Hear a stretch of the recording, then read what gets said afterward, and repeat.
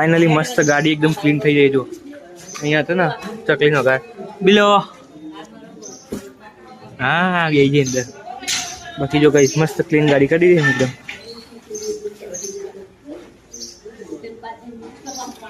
ચલો ચલો ચલો